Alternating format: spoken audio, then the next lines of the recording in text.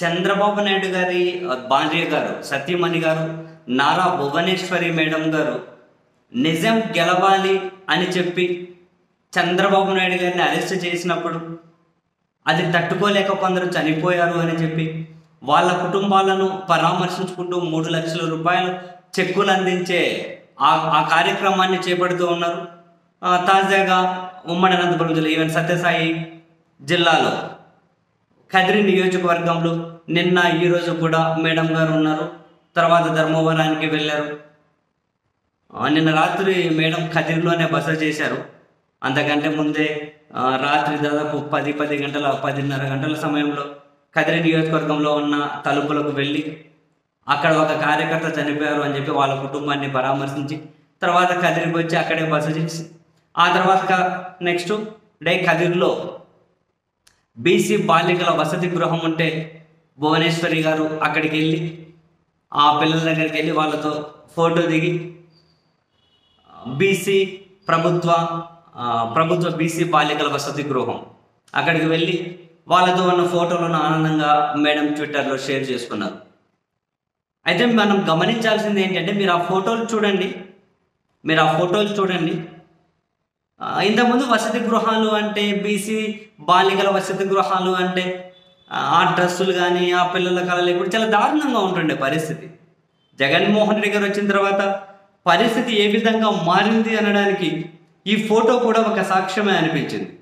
And ఇంకో interesting ఏంటి అంటే వైఎస్ఆర్ కాంగ్రెస్ పార్టీ కూడా అఫీషియల్గానే ట్వీట్ చేసి భువనేశ్వరి గారు గమనించారా, ప్రభుత్వ పాఠశాలలోనే కాదు ప్రభుత్వ వసతి గృహాల్లో కూడా బాలికలకు సాధికారత కల్పించిన ఏకైక ప్రభుత్వం మా ప్రభుత్వమే, జగన్మోహన్ రెడ్డి గారి ప్రభుత్వమే. మీరు బీసీ బాలికల వసతి గృహానికి వెళ్ళినప్పుడు అక్కడ వాళ్ళు మిమ్మల్ని ఫోటోలు తీయడానికి వాడిండేది ఏంటో తెలుసా? మా ప్రభుత్వం ఇచ్చిన డిజిటల్ ట్యాబ్లతోనే మీ ఫోటోలు తీశారు మేడం. అంటే వాళ్ళు మేడం అనలేదు, మేడం భువనేశ్వరి గారు మేము కల్పించినటువంటి బాలికలకు సాధికారతకు నిదర్శనం ఇది. అండ్ ఆ బాలికలతో మీరు కలిశారు, యూనిఫామ్ను కూడా చూడండి ఎంత బాగుందో, వసతులు చూడండి ఎంత బాగున్నాయో అని చెప్పి మేము చేస్తున్న మంచికి మీరే మంచిగా ప్రచారం కల్పిస్తున్నారనే విధంగా వైసీపీ కూడా ట్వీట్ చేసింది. అవును, మేడం అక్కడికి వెళ్తే వీళ్ళు డిజిటల్ ట్యాబ్లతోనే ఫోటోలు తీస్తూ ఉన్నారు. ఇంకా మనం గమనించాల్సింది ఏంటి అంటే ఎక్కడే కూడా తనకు ఒక కంప్లైంట్ కూడా రాలేదు. అక్కడికి వెళ్ళినప్పుడు ఫుడ్ బాగాలేదను, వసతి బాగాలేదను, మరోదని ఏం కంప్లైంట్ రాలేదు. మేడం కూడా ఆహ్లాదంగా వాళ్ళ దగ్గరికి వెళ్ళారు, వాళ్ళతో టైం స్పెండ్ చేశారు, ఆనందంగా ఫోటోలు దిగారు. వాళ్ళు ఆనందంగా ప్రభుత్వం ఇచ్చిన ట్యాబులతో ఫోటోలు దిగారు, వెళ్ళారు.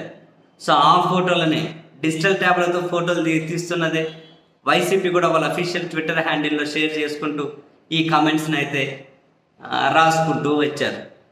బట్ వాస్తవం అంగీకరించాల్సిన నిజం, ప్రభుత్వ పాఠశాలలోనే కాదు వసతి గృహాల్లోనే కాదు ఓవరాల్గా పేద దిగువ మధ్యతరగతి పిల్లలు చదువుకునే పాఠశాలల్లో అయినా ఆ పిల్లలు ఉండే వసతి గృహాల్లో అయినా ప్రభుత్వం బ్రహ్మాండమైన వసతులు కల్పిస్తోంది, చాలా బాగా ఫుడ్ పెడుతూ ఉంది. ఎలాంటి ఇబ్బందులు లేకుండా అన్ని రిక్వైర్మెంట్స్ను ప్రభుత్వం ఫుల్ఫిల్ చేస్తూ ఉండడం నిజంగానే సంతోషించదగ్గ విషయం.